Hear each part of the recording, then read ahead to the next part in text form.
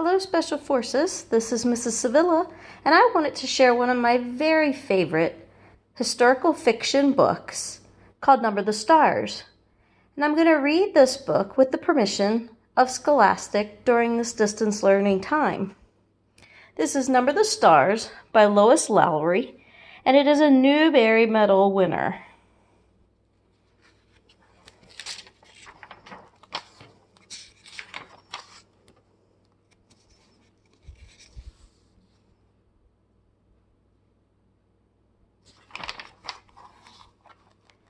Chapter 1. Why are you running? I'll race you to the corner, Ellen. Anne-Marie adjusted her thick leather pack on her back so that her school books balanced evenly. Ready? She looked at her best friend. Ellen made a face. No, she said, laughing. You know I can't beat you. My legs aren't as long. Can't we just walk like civilized people? She was a stocky 10-year-old, unlike lanky Anne-Marie. We have to practice for the athletic meet on Friday. I know, I'm going to win the girls' race this week. I was second last week, but I've been practicing every day. Come on, Ellen, Anne-Marie pleaded, eyeing the distance to the next corner of the Copenhagen street. Please? Ellen hesitated, then nodded and shifted her own rucksack of books against her shoulders. Oh, all right. Ready? She said. Go! Shouted Anne-Marie, and the two girls were off, racing along the residential sidewalk. Anne-Marie's silvery blonde hair flew behind her, and Ellen's dark pigtails bounced against her shoulders. Wait for me, wailed little Kirsty, left behind. But the two older girls weren't listening. Anne-Marie outdistanced her friend quickly, even though one of her shoes came untied as she sped along the street of Osterbrage, past the small shops and cafes of her neighborhood here in northeast Copenhagen. Laughing, she skirted an elderly lady in black who carried a shopping bag made of string. A young woman pushing a baby in a carriage moved aside to make way. The corner was just ahead. Anne-Marie looked up, panting, just as she reached the corner. Her laughter stopped.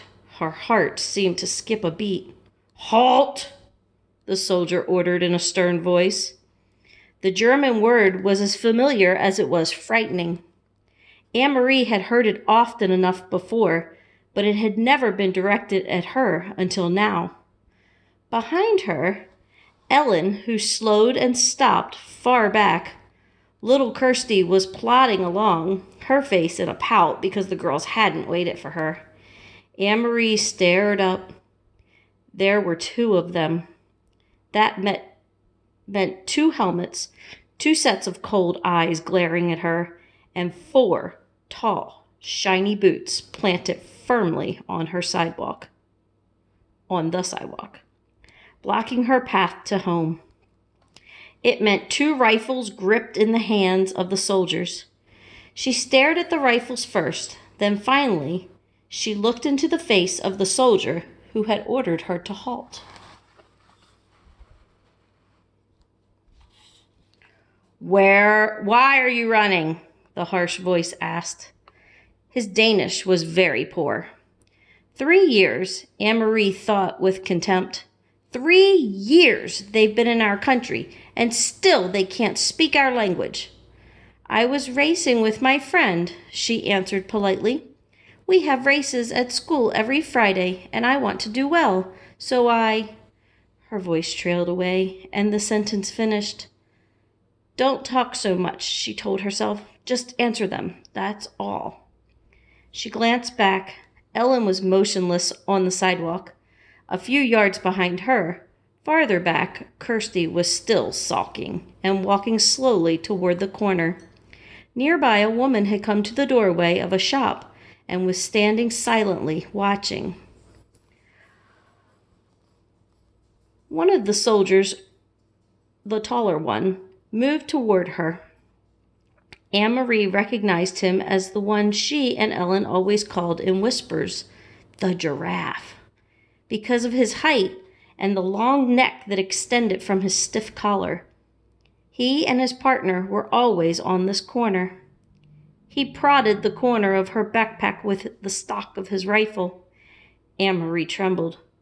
"What is in here?" he asked loudly. From the corner of her eye, she saw the shopkeeper move quietly back into the shadows of the doorway, out of sight. "School books," she answered truthfully. "Are you a good student?" the soldier asked. He seemed to be sneering.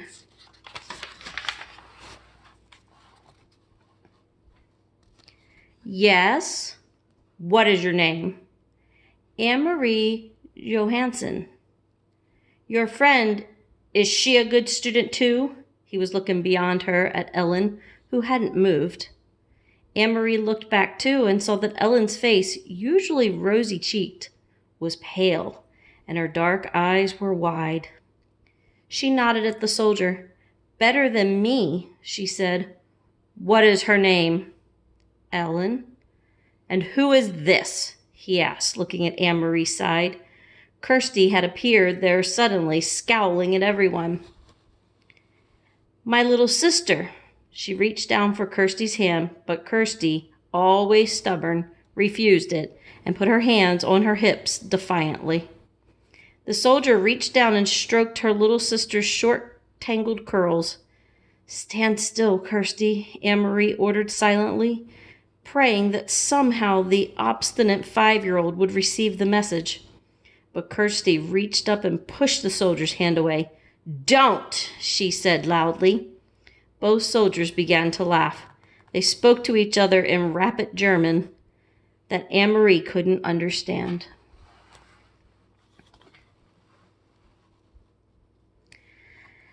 "She is pretty, like my own little girl," the tall one said in a more pleasant voice. Anne-Marie tried to smile politely. "Go home, all of you. Go study your school books. And don't run. You look like hoodlums when you run." The two soldiers turned away. Quickly, Anne-Marie reached down again and grabbed her sister's hand before Kirsty could resist. Hurrying the little girl along, she rounded the corner. In a moment, Ellen was beside her. They walked quickly, not speaking, with Kirsty between them, toward the large apartment building where both families lived.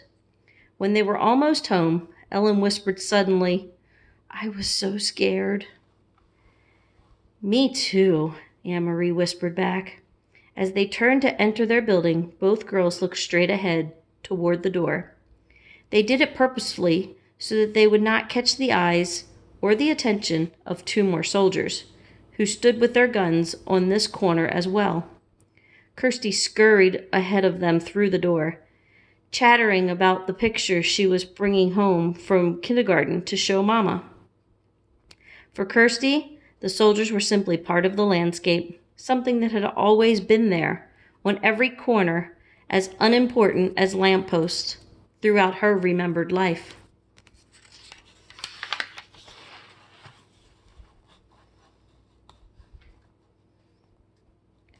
"Are you going to tell your mother?" Ellen asked Anne-Marie as they trudged together up the stairs.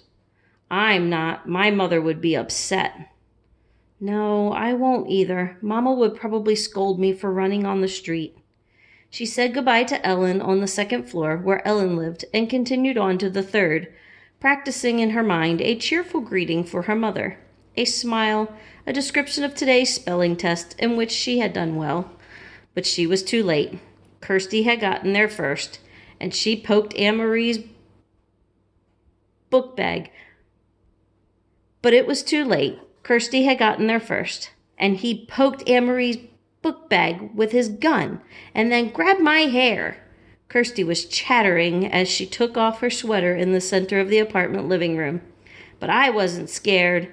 Anne-Marie was, and Ellen too. But not me. Mrs. Johansson rose quickly from the chair by the window where she had been sitting. Mrs. Rosen, Ellen's mother, was there too, in the opposite chair. They'd been having coffee together as they did many afternoons. Of course, it wasn't really coffee, though the mother still called it that. Having coffee. There had been no real coffee in Copenhagen since the beginning of the Nazi occupation. Not even any real tea. The mother sipped at hot water flavored with herbs. Anne-Marie, what happened? What is Kirsty talking about? Her mother asked anxiously. Where's Ellen? Mrs. Rosen had a frightened look. Ellen's in your apartment. She didn't realize you were here, Anne-Marie explained. Don't worry, it wasn't anything. It was the two soldiers who stand on the corner of Osterbrod. You've seen them. You know, the tall one with the long neck, the one who looks like a silly giraffe. She told her mother and Mrs. Rosen of the incident, trying to make it sound humorous and unimportant. But their uneasy looks didn't change. I slapped his hand and shouted at him, Kirsty announced importantly. No, she didn't, Mama, Anne-Marie reassured her mother. She's exaggerating, as she always does. Mrs. Johansson moved to the window and looked down the street below. The Copenhagen neighborhood was quiet. It looked the same as always, people coming and going from the shops, children at play, the soldiers on the corner. She spoke in a low voice to Ellen's mother. They must be edgy because of the last resistance incidents. Did you read in De Frere Danske about the bombing of Hillerød and Nørrebro? Although she pretended to be absorbed in unpacking her school books, Anne-Marie listened. And she knew what her mother was referring to. De Frere Danske, the Free Danes, was an illegal newspaper. Peter Nielsen brought it to them occasionally, carefully folded and hidden among ordinary books and papers, and Mama always burned it after she and Papa had read it. But Anne-Marie heard Mama and Papa talk, sometimes at night, about the news they'd received that way. News of sabotage against the Nazis, bombs hidden and exploded in factories that produced war materials, and industrial railroad lines damaged so the goods couldn't be transported. She knew what resistance meant. Papa had explained when she overheard the word and asked.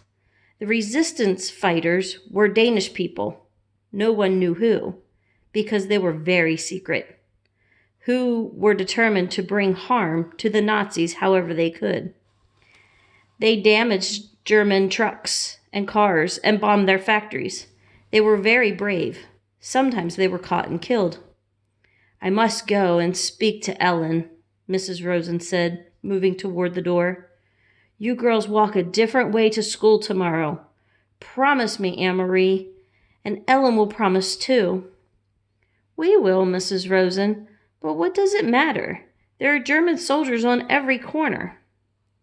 They will remember your faces, Mrs. Rosen said, turning in the doorway to the hall. It is important to be one of the crowd, always. Be one of many. Be sure that they never have reason to remember your face. She disappeared into the hall and closed the door behind her. He'll remember my face, Mama? Kirsty announced happily, because he said I look like his little girl. He said I was pretty. If he has such a pretty little girl, why doesn't he go back to her like a good father? Mrs. Johansson murmured, stroking Kirsty's cheek. Why doesn't he go back to his own country? Mama, is there anything to eat? Anne-Marie asked, hoping to take her mother's mind away from the soldiers. Take some bread and give a piece to your sister. With butter? Kirsty asked hopefully. No butter, her mother replied. You know that. Kirsty sighed as Anne-Marie went to the bread box in the kitchen. I wish I could have a cupcake, she said. A big yellow cupcake with pink frosting. Her mother laughed. For a little girl, you have a long memory, she told Kirsty. There hadn't been any butter or sugar for cupcakes for a long time. A year at least. When will there be cupcakes again? When the war ends, Mrs. Johansson said. She glanced through the window, down to the street corner where the soldiers stood, their faces impassive beneath the metal helmets. When the soldiers leave.